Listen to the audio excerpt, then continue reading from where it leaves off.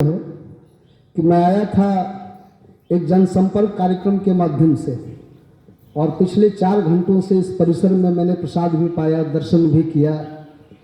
जब यहाँ मैं बैठा था तो मुझे लगा कि मैं भी 2 शब्द जो है अपने सेवा के आप लोगों के चरणों में वंदना करूं। तो हमारे जो सहयोगी हैं भीष्म जी ने बताया कि यहाँ अगर चरणों में कुछ आपको निवेदन करना है तो आपको अपना ये वस्त्र जो है छोड़ना पड़ेगा थोड़ी देर के लिए। हमने कहा कि चाहे कुछ भी हो जाए, अपने इस वस्त्र को मैं बाध्यता नहीं बनने दूंगा प्रणाम करने के बीच में, मैं बदलूंगा और आपको प्रणाम करूंगा। जो तो सबसे पहले आपको प्रणाम निवेदित है आपके चरणों में, क्योंकि आप यहाँ प्रतिदिन कृपा प्राप्त कर रहे हैं। मैं तो आज संजोग से आया हूँ। रामचरितमानस में मैं अक्सर सुना करता था कि बिन सतसंग विवेक न होई, राम कृपा बिन सुलभ न सोई।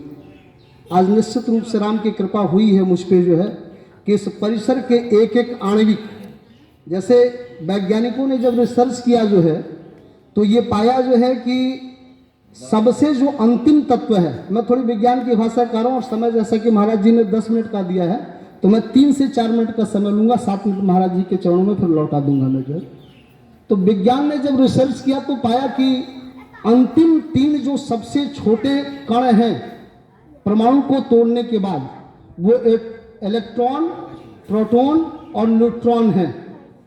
लेकिन उसके बाद भी जब उनकी भी संरचना का विखंडन किया गया जो है तो एक नया तत्व है जिसका नाम आज तक लोग नहीं ढूंढ पाए। उस तत्व को लोगों ने कहा कि ये गॉड पार्टिकल है। ये जो तत्व है, जो इलेक्ट्रॉन, प्रोटॉन और न्यूट्रॉन भी जिसकी परिक्रमा करते हैं, वो शायद गॉड पार्टिकल है जिस पर भी रिसर्च चल रहा है। वो विज्ञान बहुत पीछे है।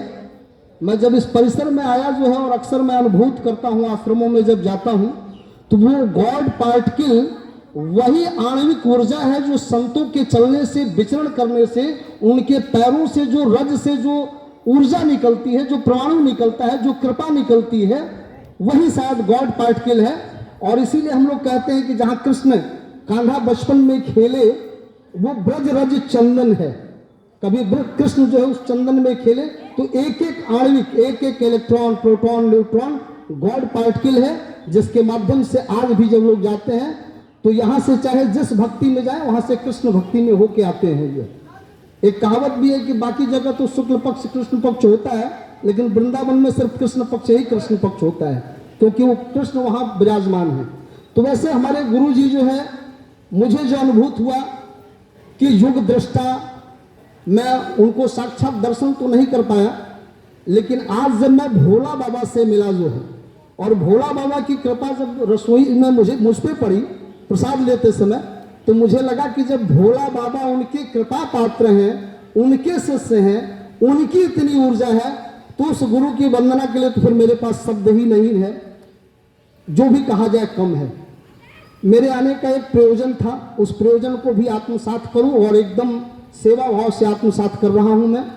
जैसे ये समाज की, मानव धर्म की, सनातन की सेवा के लिए आप इस आश्रम के माध्यम से एक सत्संग का प्रचार कर रहे हैं, प्रसार कर रहे हैं, एक संस्कार का प्रवाह कर रहे हैं, वैसे ही हम लोगों का मानना है कि शरीर जब स्वस्थ रहे तो स्वस्थ मन से हम जो है और चिंतन को दूर तक ले जा सकते हैं।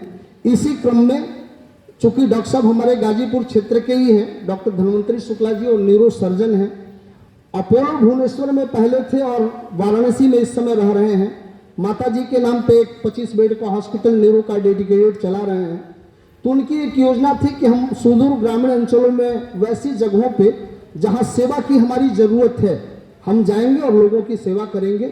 तो इसी संकल्प को लेकर हम आए थे और आप लोगों के चरणों में प्रणाम निवेदित करते हुए मैं ये जानकारी दे रहा हूँ आप लोगों को कि अगले 22 तारीख को रविवार को 10 बजे से 2 बजे तक हम पूरी अपने चिकित्सा टीम के साथ यहाँ उपस्थित रहेंगे और जो भी हमसे बन पड़ेगा, आपके ब्लड प्रेशर की जांच, शुगर की जांच, आपका वजन, आपके वाइटल्स, आपके लिए जो जरूरी दवाइयाँ हैं, आपके लिए जो जरूरी सलाह है, जो जागरूकता परामर्श के लिए जो शब्द हैं, जो आपके को निर्देश देने हैं, वो हम प्रयास करेंगे कि पूरे दिल से, सेवा भाव से आप लोगों के चरणों में निःशुल्क समर्पित करें।